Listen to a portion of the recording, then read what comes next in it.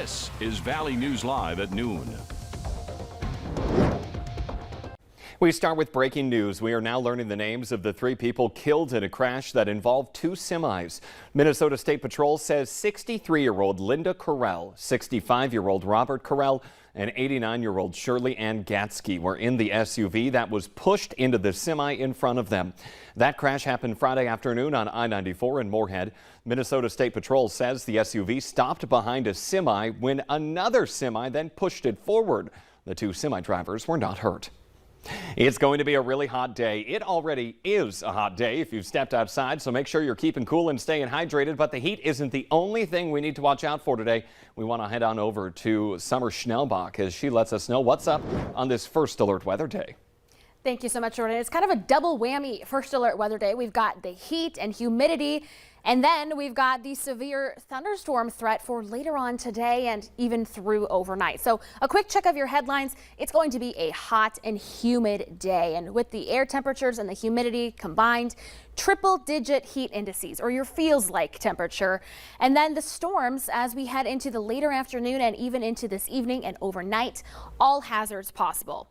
Large hail, damaging winds, isolated tornadoes, flash flooding. So let's get a check of our current temperatures. As of our lunch hour, we've already warmed into the 80s, 88 already in Fergus Falls with some sunshine. And your heat index right now is hottest down to the south. It feels like 98 degrees in Oaks, already feels like 99 in Sisseton, 98 in Fergus Falls as well. Notice how much cooler it is up in northern Minnesota. Baudette, your heat index is only 73. Well, there's some thunder shower activity. But for today, we do have a heat advisory that kicks off in about an hour for all counties shaded in pink for heat index values up to 104. Meanwhile, down in parts of South Dakota, an excessive heat warning until 9 tonight for heat indices possible to 108 degrees. Keep in mind, heat is the #1 weather-related killer. So even if you are a fan of the heat, even if you like to bask in the heat and humidity, it can sneak up on you quickly. So take precautions to keep cool and get out of the heat for a bit today. Here's those thunder showers I was talking about up in northern Minnesota. Earlier this morning, some of those had been severe, but those are continuing their exit. But it's going to remain cloudier and a little cooler up across the north today, where we've kind of got a boundary bringing those showers and storms. And here's the severe weather outlook for later today. The greatest risk is up to the north. So Jordan, we'll break this down, have your hour-by-hour forecast and what you need to know for the rest of your Monday coming up here in just a couple of minutes. Heat like this, is it the Red River Valley or Mississippi? Honestly, it's about the same. Yeah, I would say with the humidity too. All right, Summer, thank you today. We want to remind you about some plans for active shooter training that's going on in South Moorhead this week. It's also happening right now. It will go on today through Wednesday at Horizon Middle School. You might hear simulated gunfire from the building. Ridgewood Boulevard between 36th and 40th Streets South will be closed to traffic each day from 8 to 5.